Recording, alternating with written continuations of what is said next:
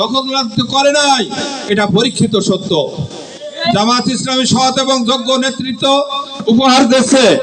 সেই নেতৃত্ব উপহার দেওয়ার কারণে আজকে জামাত ইসলামী জনপ্রিয়তার শীর্ষে। অনেকে বলছে যে তোমরা আবার দেশ চাওনি, আবার ভোট চাইতে আইছো। দেশ কারা চেয়েছে আর চাইনি এটা বড় কথা নয়, দেশের জন্য কারা কি করেছে সেটাই বড় কথা, ঠিক কিনা? সম্মানিত ভাইরা আমার, এই জন্য আপনাদেরকে উদাত্ত আহ্বান জানাই, বাহাদুরবাসীকে উদাত্ত আহ্বান জানাই, আগামী দিনের সকল ভয় ভীতি উপেক্ষা করে এখন থেকে প্রতিনিয়ত প্রত্যেকটি ভোটারের কাছে এই কথাই বলতে হবে, ভোট একটি পবিত্র আমানত এবং এটি একটি ইবাদত।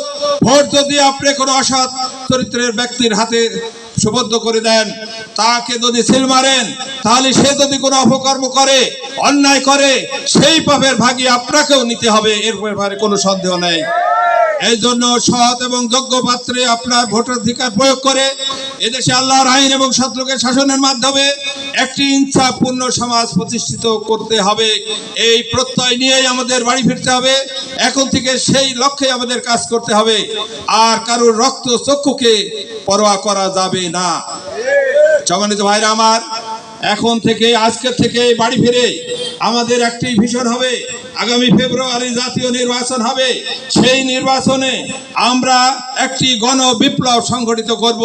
ব্যালটের মাধ্যমে আমরা বুলেটে বিশ্বাসী নই, আমরা অস্ত্রে বিশ্বাসী নই।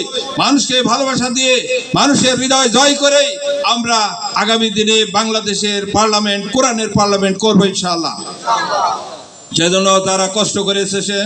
আজকের এই প্রতিকূল আবহাওয়ার মধ্যেও আপনাদেরকে আন্তরিক মোবারকবাদ জানিয়ে, ধন্যবাদ জানিয়ে আগামী জাতীয় নির্বাচনে যথাযথভাবে ভূমিকা রাখার আহ্বান রেখেই আমি আমার সংক্ষিপ্ত কথা শেষ করছি। আল্লাহ হাফেজ। বাংলাদেশ জিন্দাবাদ, বাংলাদেশ জামাত ইসলামী জিন্দাবাদ। আসসালামু আলাইকুম ওয়া রাহমাতুল্লাহ।